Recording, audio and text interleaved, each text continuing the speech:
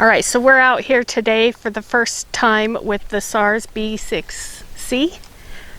This is the first time I've held this gun and I'm already really impressed with it. I'm looking forward to it. All of the functions are easy for me to reach. I'm able to get a good grip on it.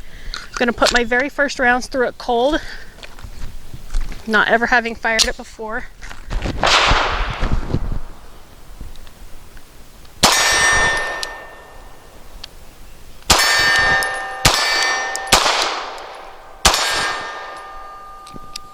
Oh, and I flinched on that last one.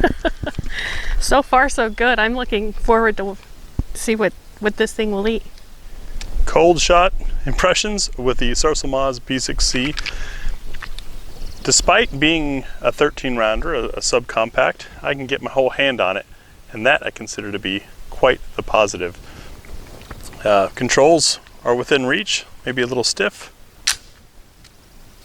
But let's see how it does. Got a piece of steel at 15 yards just to get a feel for it. I'm going to start safety on, see how disengaging the safety is.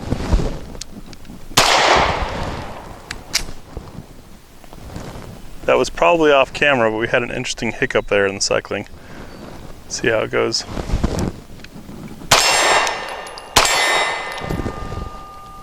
Ooh, failure to feed.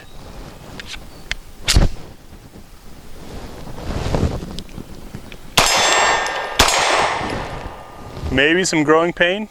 I will say we are using some really old ammo I dug out because COVID-19 panic buying followed by riot panic buying. Might be the ammo. When we get to the What's for Dinner and the Full Mag +1, we'll use some fresh stuff and see how this guy runs. But so far, pretty enjoyable shooter.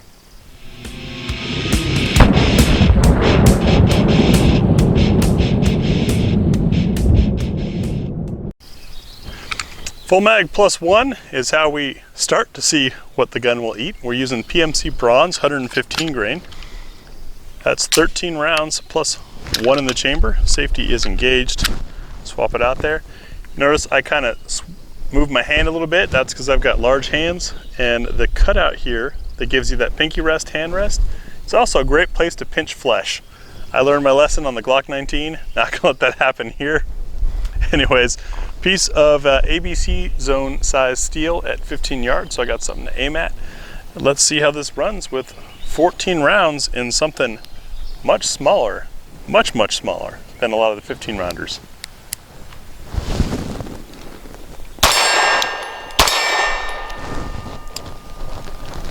Failure to feed. It appears, so the round was presented by the magazine, but the slide didn't quite hit hard enough. I might be a little soft wristing on this, or maybe this being an overseas produced gun, it would prefer 124 grain. What's for Dinner will tell us that. I'm gonna give it a firmer hold and see how it keeps running.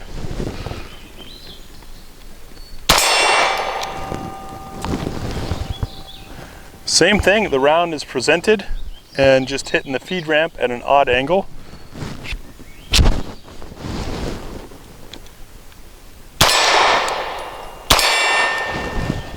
And again, I'd say it's not liking either this ammo or we've got a problem with the gun.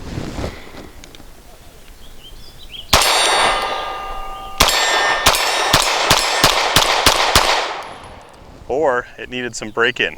I just kind of burned through those at the end, wanted to see what was going on. This could be an interesting What's for Dinner test. Let's take a look. And it's What's for Dinner time, crowd favorite. Give you a look at what we're loading here. 3 rounds of each type. You notice the weights go from 65 grain up to the heavy 158 grain in this case. And also, speaking of cases, you notice we've got copper, brass, zinc coated brass, lacquered steel, and aluminum case. All these different bullet weights and different bullet shapes. For example, that Hornady American Gunner, much narrower at the top than the SIG V Crown. And we're running 3 rounds of each to see what the gun will eat. Why 3 rounds? Well, we want to see, 1, will it feed from slide lock? 2, is enough energy generated to eject, pick up, and feed the next round? And then is there enough energy to lock the slide open? It could be done with 2 rounds. We do 3 to reduce variables. This is not a magazine test. That would be a full mag. Starting what's for dinner off with the Inceptor 65 grain. Circle number 1.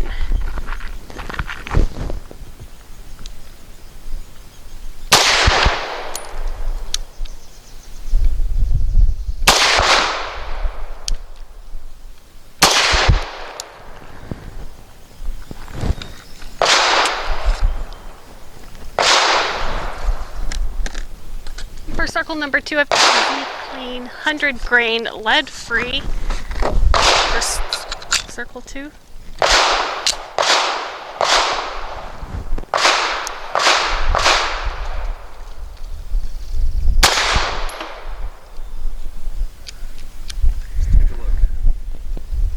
It is presented but didn't feed.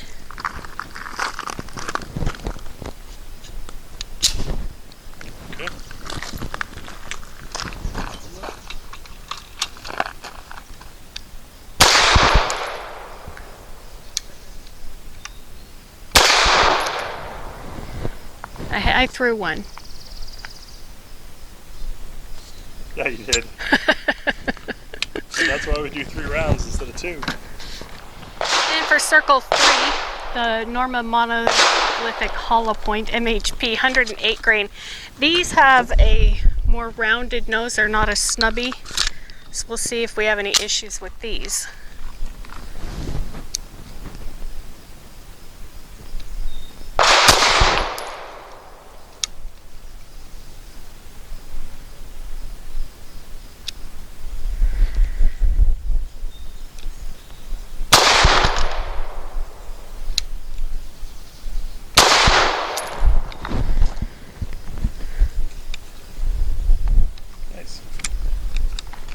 And for circle 4, I have the American Gunner by Hornady. These are 115 grain.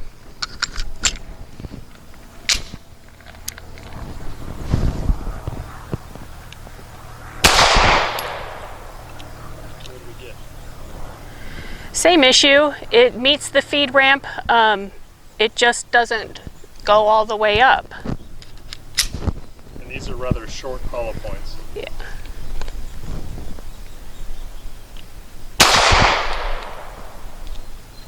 And again, same thing. I don't know if you heard for the last one, Graham mentioned that these are short hollow points.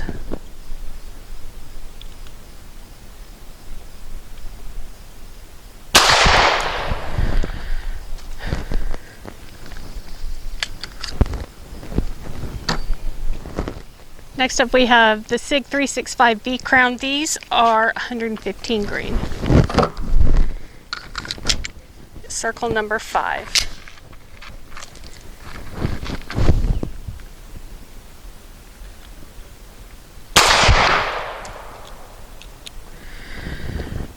Running into the same issue as we had before.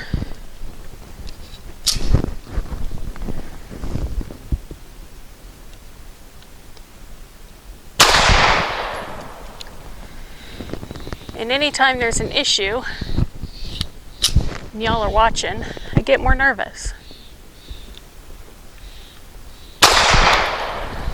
But I did it okay. For target number 6, Blazer aluminum cased. Now the aluminum is lighter weight, less expensive, but expands and contracts at a different rate than brass does, so sometimes it causes issues.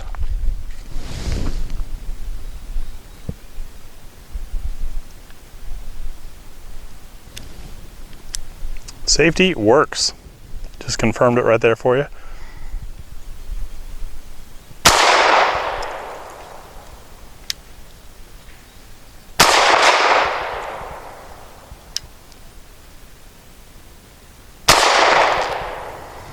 And the slide lock back. No issues. Next, for target number 7, Wolf mil-spec. How is it mil-spec if it's steel cased? Well, because in Russia, the steel is lacquer painted, that's that green coating, and then sealed, both where the bullet enters the shell, that's that red ring, and back on the primer, same deal. makes for good long-term storage. Now, steel expands and contracts at a different rate than aluminum or brass. What's most important is it's different from brass, so it can get stuck. And sometimes those lacquers and sealants can cause gumming up issues in guns. That's why you hear a lot of people say, oh, don't shoot that. But will it run? That's what we'll find out. Target number 7.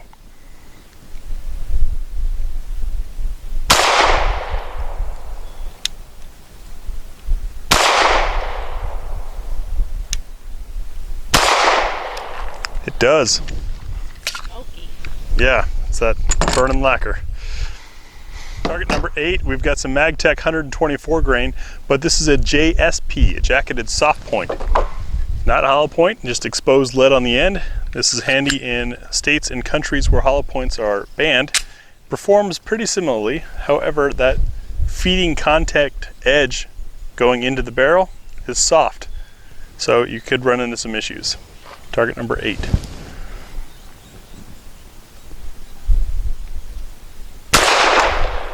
Stout recoil.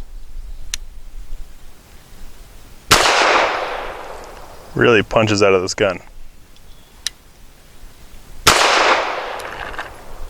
But it locked the slide back.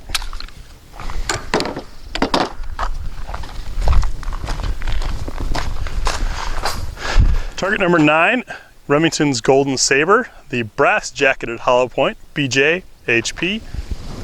This is a 147 grain. It's rather heavy. Long bullet.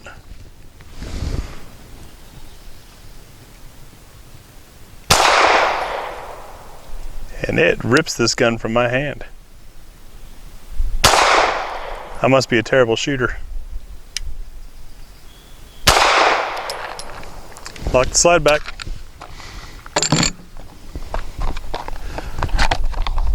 And for number 10, a very long bullet from PPU's subsonic line, 158 grain. Now this stuff is mostly meant for sub guns and shooting with a can on, but because it's a weird bullet shape, we feed it. Does it eat? Target number 10. Stuff's also usually pretty comfortable to shoot.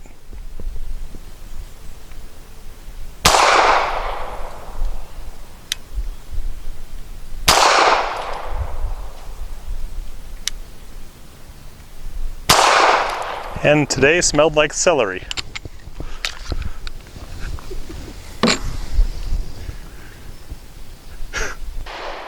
For 5 shots from 7 yards using Nosler's Match 115 grain, this is a hollow point.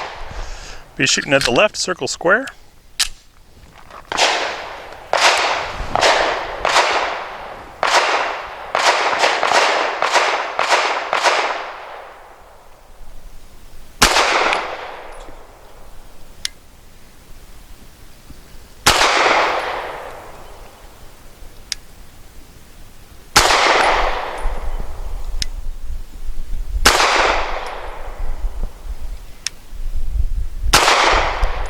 And aside from jerking that last one, I think I finally figured out the sights. So I too am going to be using the Nosler 115 grain match grade for my 5 shots at 7 yards.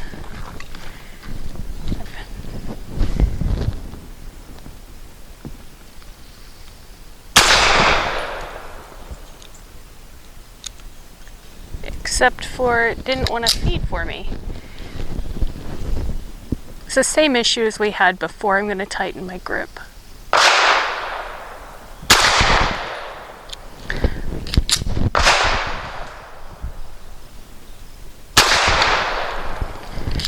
None of these are making it up the ramp, except for that one.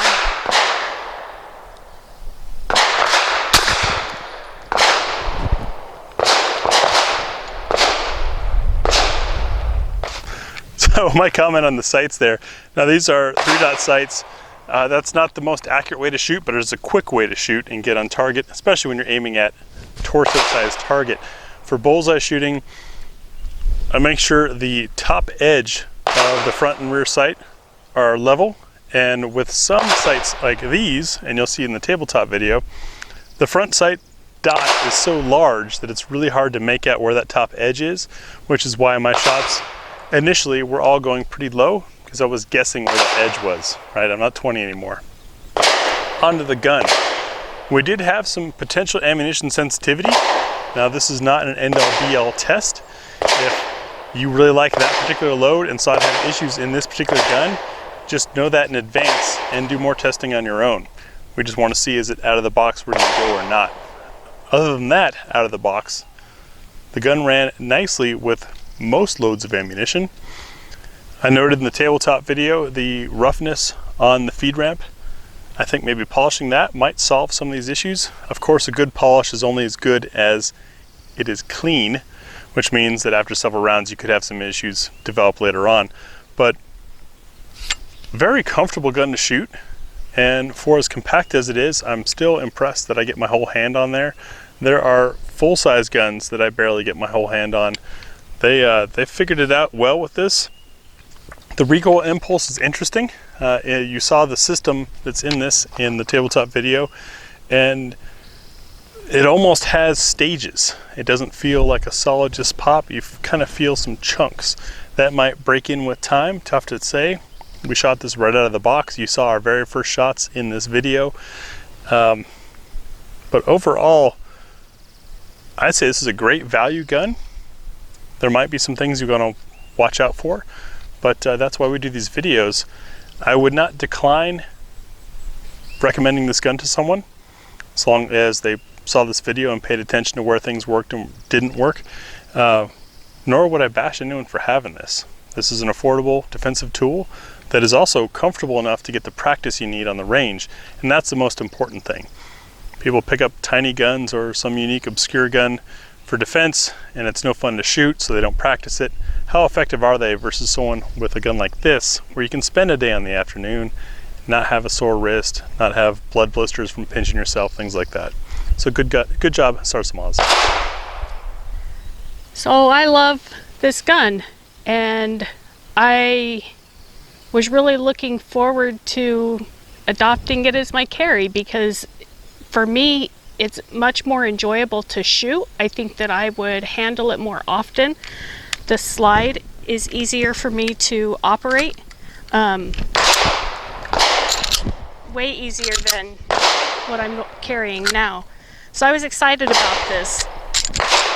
If I'm going to carry it, we're going to do some more testing and figure out what ammo I would carry in it, because obviously there's not only a difference in the way that the ammo operates the gun, but in the way that the gun functions with me operating it. Because you could see that Glenn had no problem with his 5 rounds and 4 of mine didn't feed. So I think I'll still adopt it because it's extremely comfortable. It's not much bigger, if any, than what I'm carrying now. It's just I'm gonna have to shoot a lot more, and that's okay.